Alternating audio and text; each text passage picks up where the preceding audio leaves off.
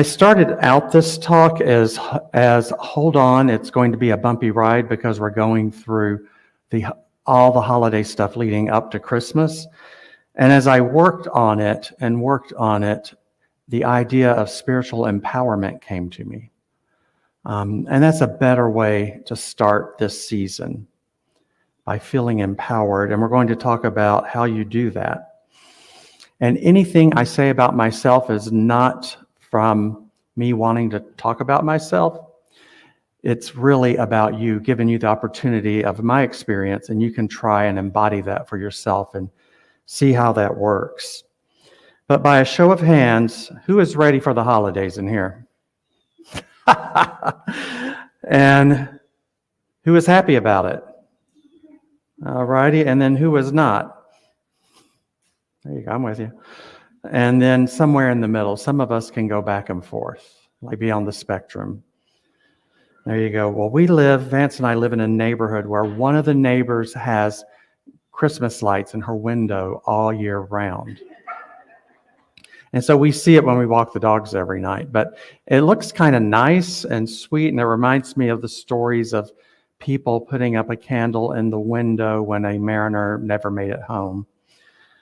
Just to let them know that's their house or his house. Also, there's a Walmart that's right there that we can walk to. It's less than a quarter mile. And they put up all their Christmas stuff before Halloween. And that really, it still gets to me. My therapist says we have to stop talking about it. But all of that has slowly evolved as I've moved through all this education that we offer. And I can now go where I want to go, when I want to go, and with whomever I want to go, and be calm and present in the moment. And that's empowerment. A lot of people will say empowerment is selfish. Guess what? It's not. So we have around 11 holy days in December. And in its beginning, the Christians tried to blend in with all the other celebrations in December so that they could celebrate and they would not be risking their very lives. And so that's how that started. We all know Jesus wasn't born then. But it was a way for them to be protected. And what's interesting is we're still in December, and it's like the Christians have overtaken the holiday area, and they're certainly the strongest group of people there. They have the most highest voice. And so really the holy day starts with Thanksgiving and the horn of plenty. Oh, oops, I forgot. Before we go there, let me say this. I wanted to put this up because it's about like my family. Like, why would you go? But also, this man looks just like Lee Huffman. And I was like, that has to go up during the talk. We can't let that slide by. Okay, now we can go to the horn of plenty, Paul. And there we go. So this is what we see at Thanksgiving. And for me, it means abundance. The crop has come in, the money has come in, everything I've been working on has come in. And I hold that, for me, that picture is something I hold in my mind around October, November, maybe into December. I know I'm pushing it.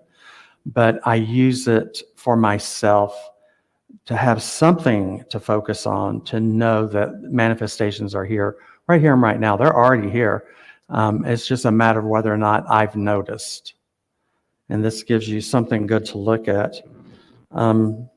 It tells you also to keep looking for your good. It's already here. Be enthusiastic about it. Enthusiasm is the excitement and the fullness of God's energy within us. It's a good thing. It's a fun thing to think about. I like the idea of God's energy making me happy and move about and dance and whatever comes up. And so people talk about faith coming up this time of year, meaning their religious faith. For us, I do have faith in this teaching, don't get me wrong. For us, it's about, do you have the faith in the goodness of the holiday season, or do you have faith in the badness around it?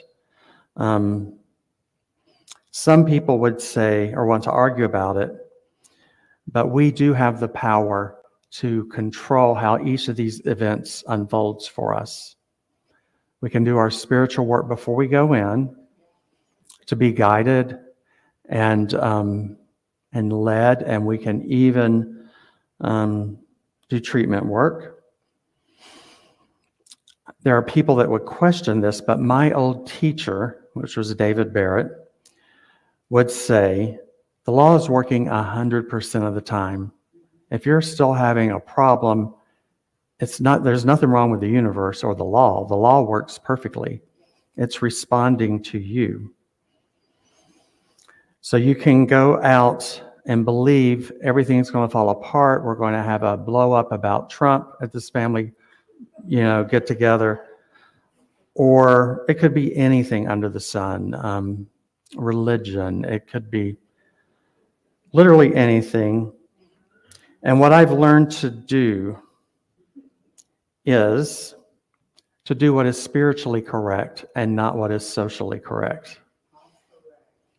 Yeah, I can stop the conversation, or I can step out of it, or I can change the topic. And David would say, what is spiritually correct is not necessarily socially correct. So be prepared for that. You might be pissing someone off, but when you look back at yourself and you review in your mind how the day went, you'll be pleased with yourself for having set your boundaries and how you handled it. Also, can you be with the people we're all pulling together for the holidays? Can you be with them 24/7? And if the answer is no, or you think maybe they can't be with you, that's always a possibility. If the answer is no, stay in a hotel, just right up the street. That's what I've done really since I've started back going to see my family at the holidays. We stay at a hotel, and you can step out that way of the family business, and you can control when you return. And if you want, you can make it just around mealtime, so they'll be happy with you. They'll be happy, and you get to have the good food. And also, I wanted to share with you, when people are not with you, here it goes, or telling stories of bad, that they are also gossiping about you to someone else. So when you participate in gossip, it's something that's going to come back to you, number one. And number two, don't trust the person who's gossiping. I can assure you that's going on. I know it firsthand.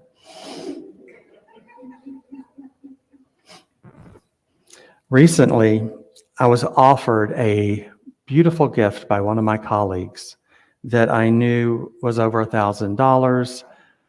And I said to her that I just can't accept that. Thank you, but no thanks, you keep it. That was what was spiritual, or what was socially correct for me during my childhood to this time. And after I hung up the phone, and I took about 5 minutes, I realized I was blocking her opportunity to gift me something that was really valuable.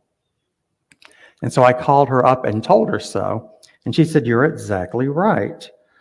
She was giving me something beautiful, and I was able to accept it and express my gratitude. And she also pointed out that I was growing in the right direction, which was nice. Now, gratitude is all about the season. Gratitude is everywhere. Are you able to see it as you go through, or are you so stressed out with figuring out the food and the ice chest and all those things you're going to travel back and forth with, or you're going to let somebody show up at your house with, and you have to think, are they going to let my dogs out by accident? I've got to do something about that. That is not going to uplift you. What happens as we put that negative energy out, as we think negatively, The universe is out there. We call it an aspect of God, and it's universal law, and it's just going in this circle. And it is creating for you. And it's going to create more and more of the negative, for you to have something negative to say, because it's going to outpicture what's going on with you. In the old days, they called it movie screen or mirror. The old guys that put this all together. I just know that is happening. I'm aware when something pops up. And I shift myself to gratitude. And I encourage you to do this all the way through December, at least 5 times a day. And then when you roll into January, you can start dialing it back to maybe twice a day you want to do this. But if you do it 5 times a day, it's like the prayers in Islam. How can you get off track and back into the negative when you're centering yourself 5 times a day? So when you do this and you include gratitude with it, instead of the negative that's bothering you, you have to set that aside and go, no, I'm not interested in that. I'm interested in gratitude. And what is bringing me gratitude? And so as you do that, universal law is doing its thing for you like it always does. And it starts sending you more and more and more things to be grateful for. It's like a self-fulfilling prophecy. If you go there negative, you're going to get negative. If you go there positive, you're going to get positive. And some of that stuff will disappear in time. So that's your energy going into universal law. And so speaking of that, I was reminded of a Ralph Waldo Emerson essay that he did. And it was called Self-Reliance. And his point about this was about giving to those causes you believe in. Don't give out of guilt or you feel obligated to give. And so in his time, they had organizations, the way he referred to it was alms for sots. Alms, ALMS, being gift, money, or whatever that you could give to sots, which were the alcoholics. And so he's like, I've already made my list of who I want to give to this year. I don't want to be forced out of guilt to give to an organization that I didn't want to include this year. I've already got my stuff set up. And so he said, I sometimes succumb and give the dollar, and yet it is a wicked dollar, which by and by I shall have the manhood to withhold. And that actually, it makes me laugh. I think it's funny. When you're laughing about Emerson, you know you're a New Thought nerd at that point. So I had to take it 3 times. I was not getting it, and I knew I needed to get it. So it's all about your energy. Your energy moves before you, and people feel it before you are there. I think about the dogs knowing when one of us is coming home and we're not even there yet in the driveway or up the street. They know you're coming. They can see people's auras. We have people that can see auras and share that with us, but the dogs can too. And so they'll try to go to people that will pet them when we're at the park, and they'll charge the opposite way if there's someone they don't like, and they don't know them. It's just they're energy filled.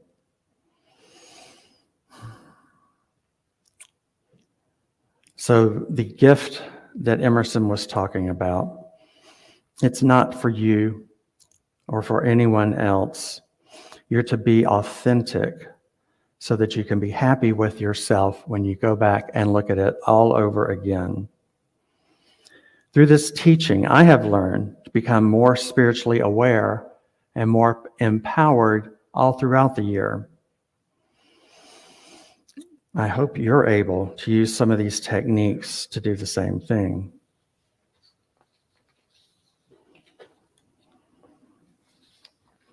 And as we journey through the holidays, let us carry the light of resilience, gratitude, and connection. and keep that on your to-do list. And before we wrap this up, I want to go to the Christmas to-do list. There we are. All righty, instead of buy presents, be present. Yeah, instead of wrap gifts, give someone a hug. Send gifts, send peace. Donate food and be the light.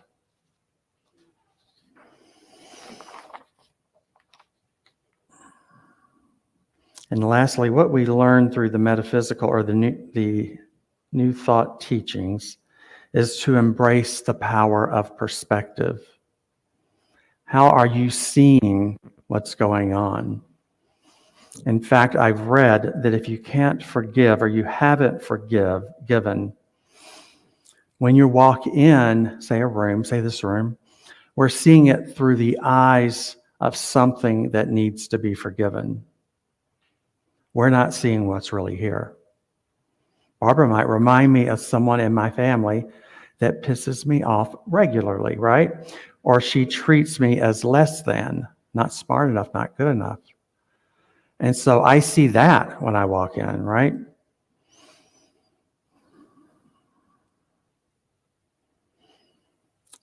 And I believe also I read that in a New Thought book as well, that when we have a crime and the witnesses come forward, they all saw something different. You can have 6 witnesses and each one of them have seen something different.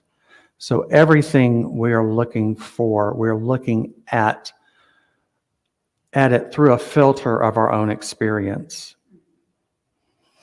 And the way to move through that is meditation, I think. You can believe how many people don't meditate. Some people journal instead of meditating. And some people walk through the park with all the leaves. And that's where they meditate. Angela, you just remind me, that's what you do. She walks for her meditation. So I do that in the afternoon. In the morning time, I do the reading and the gratitude practice. And so let's go in just real quick into a little empowerment treatment. And so I know the presence and power of the Almighty, of the All-Good, of the All-Knowing is alive and active and current within each one of us. It acts the same for one as it does the other. And we are each created out of it, so we claim that it empower each one of us to be totally at peace, totally well, totally empowered, and totally calm. We feel and experience the joy and good humor of the holiday time together. We are blessed as we release this feeling of something that was never true about us. We let all the old ideas about ourselves and what others may think of us and what we think they think of us, we let that go. We let it fall off like a very heavy overcoat onto the floor, and we don't have to put it back on. We can kick it aside and move on our way. Everything we need to know, we still know. Every lesser idea that we also need to know, we still know. And so we can let that overcoat go. And we can experience this day and each day throughout the rest of the month from a higher place of consciousness, from a greater place of joy, and from a wonderful space of love. And we let love color all our impressions going forward. And I know it's spoken into a law that is doing its thing and creating for us right here and right now. And we know together that there's no time in the mind of God. And so this manifestation is already here and now, and in our lives it is permanent. I refuse to let it go, but I let these words go out into the universe with much gratitude, and so it is.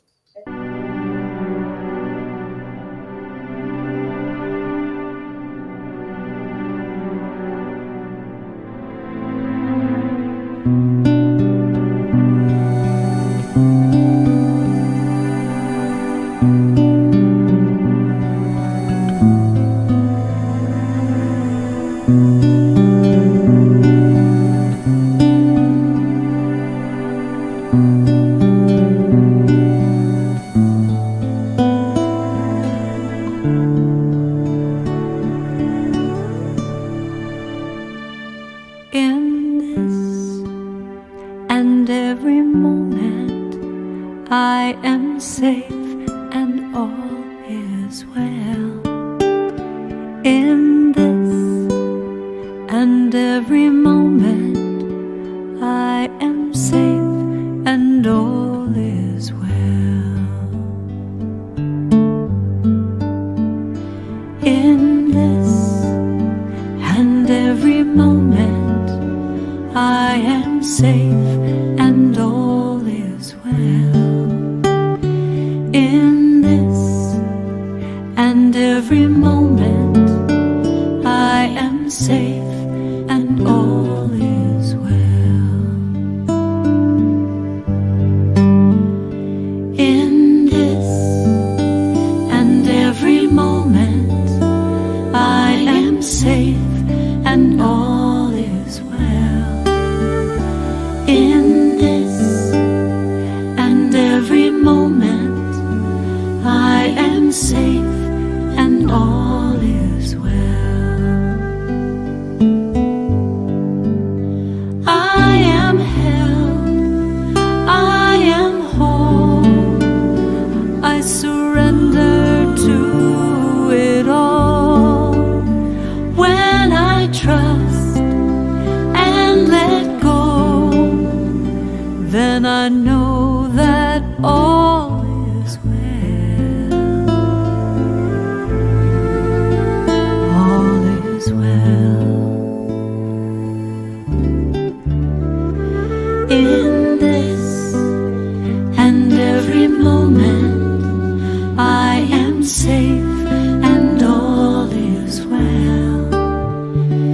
In this and every moment, I am safe and all is well.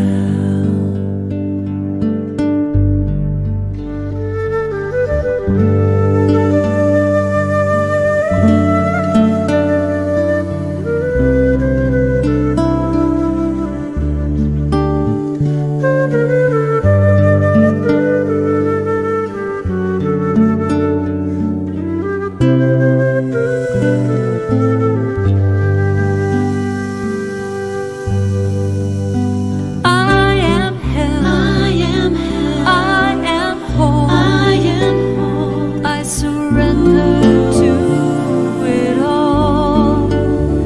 When I trust and let go, then I know that all is well. I am well. In this and every moment, I am safe and all is well.